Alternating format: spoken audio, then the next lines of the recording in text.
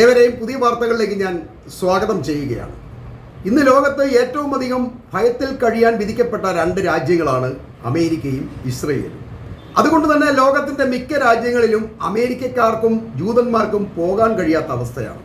നേരത്തെ തന്നെ ആഫ്രിക്കയിലെ ചില രാജ്യങ്ങളായ Libya, Mali, South Sudan, Somalia, Central African Republic, Burkina Faso തുടങ്ങിയ ഭൂരിപക്ഷം രാജ്യത്തേക്കും അമേരിക്കക്കാർക്ക് പോകാൻ കഴിയാത്ത വിലക്കുണ്ട്.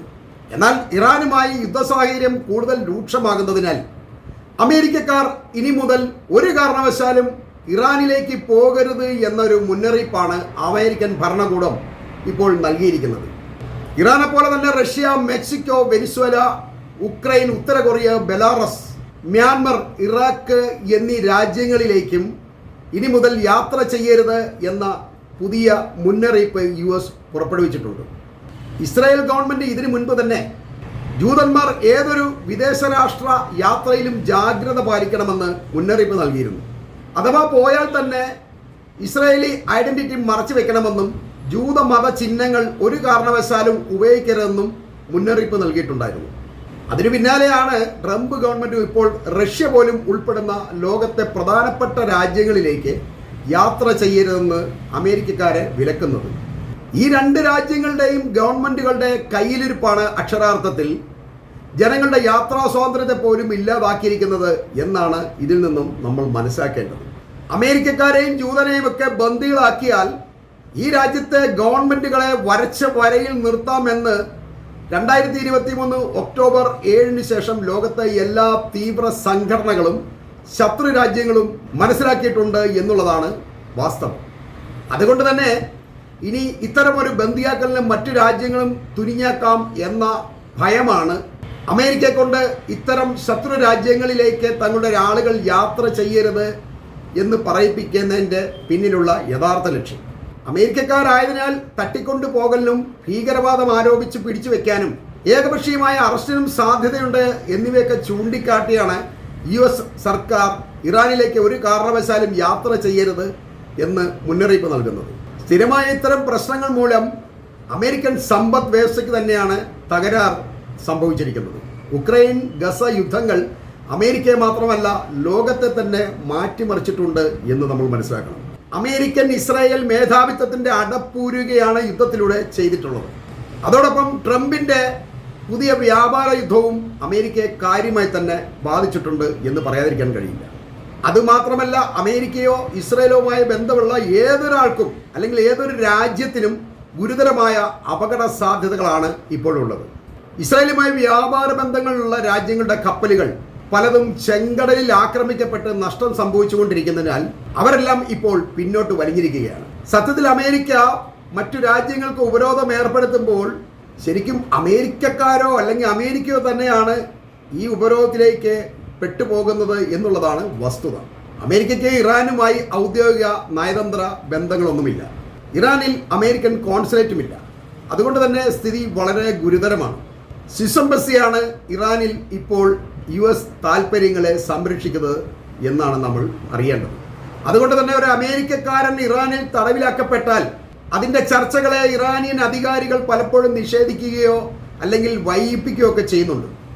US പാസ്പോർട്ട് കൈവശം വയ്ക്കുന്നതോ അതല്ലെങ്കിൽ അമേരിക്കൻ സൈനിക പരിചയമോ പോലുള്ള US-ഉമായുള്ള ഒരു ബന്ധം പോലും ഇറാനിൽ ഇപ്പോൾ സംശയത്തിന് ഇട നൽകിയിരിക്കുകയാണ്. അതുപോലെ തന്നെയാണ് റഷ്യയിലെ കാര്യം. പ്രതിഷേധ പ്രകടനങ്ങളോ അതല്ലെങ്കിൽ സോഷ്യൽ മീഡിയയിൽ പോസ്റ്റുകൾ ഇട്ടതിനോ ഒക്കെ പോലും റഷ്യൻ അധികാരികൾ US പൗരന്മാരെ കസ്റ്റഡിയിലെടുത്തിട്ടുണ്ട്. അതുമാത്രമല്ല, ഇരട്ട പൗരത്വമുള്ളവരെ, അതായത് അമേരിക്കയുടെയും റഷ്യയുടെയും ഒക്കെ പൗരത്വമുള്ളവരെ നിർബന്ധമായും സൈന്യത്തിൽ ചേർക്കുന്നതിനും അവരുടെ ഈ അമേരിക്കൻ പൗരത്വം ഒഴിവാക്കുന്നതിനും റഷ്യ ഇപ്പോൾ നടപടികൾ സ്വീകരിച്ചു വരുന്നുണ്ട്. ഇതിനേക്കാൾ ഉപരി ഇറാനിയൻ കമ്പനികൾ അമേരിക്കയിൽ നിക്ഷേപങ്ങളൊന്നും നടത്തുന്നില്ല എന്നുള്ളതാണ് വാസ്തവം. അതൊരു വലിയ നഷ്ടമാണ് അമേരിക്കയ്ക്ക് വരുത്തിയിരിക്കുന്നത്. ലോകത്തിൽ തന്നെ ഏറ്റവും വില കുറച്ച് എണ്ണ വിൽക്കുന്ന ഇറാനിൽ നിന്നും ആ എണ്ണ വാങ്ങാനൊന്നും അമേരിക്കയ്ക്ക് കഴിയാതായിട്ടുണ്ട്. സത്യത്തിൽ സമ്പന്ന രാഷ്ട്രമായ ഇറാനെ പിണക്കിയതിലൂടെ വർഷങ്ങളായി അമേരിക്കയ്ക്ക് വലിയ നഷ്ടമാണ് സംഭവിച്ചുകൊണ്ടിരിക്കുന്നത്. ഇനിയിപ്പോൾ ഇറാനുമായി അമേരിക്ക ഒരു യുദ്ധമുണ്ടായാൽ മിഡിൽ ഈസ്റ്റിൽ ഇറാൻ പിടിമുറുക്കും എന്നുള്ള കാര്യം ഉറപ്പ് തന്നെയാണ്.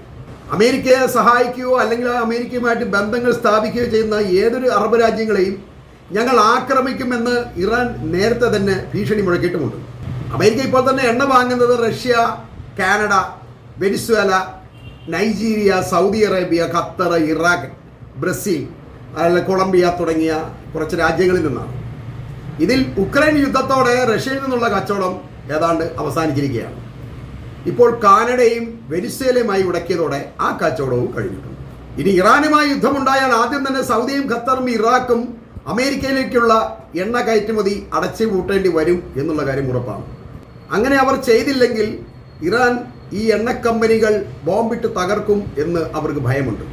അതുകൊണ്ട് തന്നെ അമേരിക്കയുമായിട്ടുള്ള എണ്ണ വ്യാപാര ഇടപാട് അവർ താൽക്കാലികമായി അവസാനിപ്പിക്കാൻ സാധ്യത വളരെയേറെയാണ്. അങ്ങനെ സംഭവിച്ചാൽ അമേരിക്കൻ വാഹനങ്ങളും വ്യവസായങ്ങളും മാത്രമല്ല, അമേരിക്കൻ യുദ്ധവിമാനങ്ങൾക്ക് പറക്കാനുള്ള ഇന്ധനങ്ങൾ പോലും ലഭിക്കില്ല എന്നുള്ളതാണ് വാസ്തവം. ഇവയെല്ലാം തന്നെ നിശ്ചലമാകും. അതോടുകൂടി അമേരിക്കൻ തകർച്ച പൂർണ്ണമാവുകയും ചെയ്യും. അമേരിക്ക അതിശക്തമായ ഒരു രാജ്യം തന്നെയാണെന്ന് നമ്മൾ സമ്മതിക്കേണ്ടതുണ്ട്, സമ്മതിച്ചിട്ടുമുണ്ട്. എന്നാൽ ഒരു യുദ്ധം എന്നത് കുറെ ബോംബ് കൊണ്ട് ശത്രു രാജ്യത്ത് ഇടുന്നതല്ല എന്നുള്ളതാണ് പ്രധാന കാര്യം. ഈ സൈനികോപകരണങ്ങൾ, വാഹനങ്ങളെല്ലാം പ്രവർത്തിക്കുന്നത് നല്ലൊരു ശതമാനവും എണ്ണയുടെ പവറിൽ തന്നെയാണ്. അതിന് മതിയായ തോതിൽ ഇന്ധനം ലഭിച്ചില്ലെങ്കിൽ ഈ ഇന്ധനത്തിനായി അവർ കൂടുതൽ ഡോളർ ചെലവഴിക്കേണ്ടി വരും. അങ്ങനെ വരുന്നത് യുദ്ധച്ചെലവിനെ വളരെയധികം വർദ്ധിപ്പിക്കുകയും ചെയ്യും. തന്നെയുമല്ല, സമയത്ത് ഇവയൊക്കെ എത്തുക എന്നുള്ളതാണ് അതിലും പ്രധാനം. അതും തടയപ്പെട്ടാൽ ഇറാനെ നേരിടുന്ന അമേരിക്ക ഒരു കടുത്ത പരാജയത്തിലേക്കാവും പതിക്കുക എന്ന് നമ്മൾ തീർച്ചയായും മനസ്സിലാക്കിയിരിക്കണം. ഇറാനെ ആക്രമിക്കാൻ തുനിയുന്ന അമേരിക്കയ്ക്ക് ഇത്തരം ഒരുപാട് സൈഡ് ഇഫക്റ്റുകൾ വേറെയുണ്ട്. 1990 ഇറാഖിനെ ആക്രമിച്ച ബുഷിന്റെ അമേരിക്കയല്ല ഇപ്പോഴത്തെ ട്രംപിന്റെ അമേരിക്ക. ട്രംപ് ലോകരാജ്യങ്ങളെ മുഴുവൻ ശത്രുവാക്കി കഴിഞ്ഞിട്ടുണ്ട്. നാറ്റോ സഖ്യത്തെ അയാൾ തകർത്തു. അങ്ങനെയുള്ളപ്പോൾ മിഡിൽ ഈസ്റ്റുമായി ചങ്ങാത്തം വർദ്ധിക്കണമെന്ന യൂറോപ്യൻ യൂണിയന്റെ ആഗ്രഹം നിലനിൽക്കുമ്പോൾ തന്നെ ഫ്രാൻസും UK-യും ഇറ്റലിയും ഒന്നും അമേരിക്കയെ ഈ ഇറാൻ യുദ്ധത്തിൽ കാര്യമായി പിന്തുണയ്ക്കും എന്ന് നമ്മൾ വിശ്വസിക്കേണ്ടതില്ല.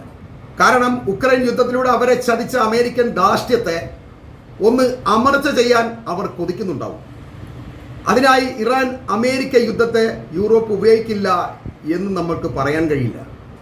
ഇങ്ങനെയൊക്കെ സംഭവിച്ചാൽ അമേരിക്കയുടെ ഒരു വൻ പരാജയവും സൈനിക ആയുധ നഷ്ടങ്ങളും അമേരിക്കയുടെ മുന്നിൽ തന്നെ ഭീകരമായി വളർന്നു നിൽക്കുന്നു എന്നുള്ള കാര്യമാണ് നമുക്ക് ബോധ്യപ്പെടേണ്ടത് എന്ന് പറഞ്ഞുകൊണ്ട് ഞാൻ ഈ വീഡിയോ ഇവിടെ അവസാനിപ്പിക്കുകയാണ്.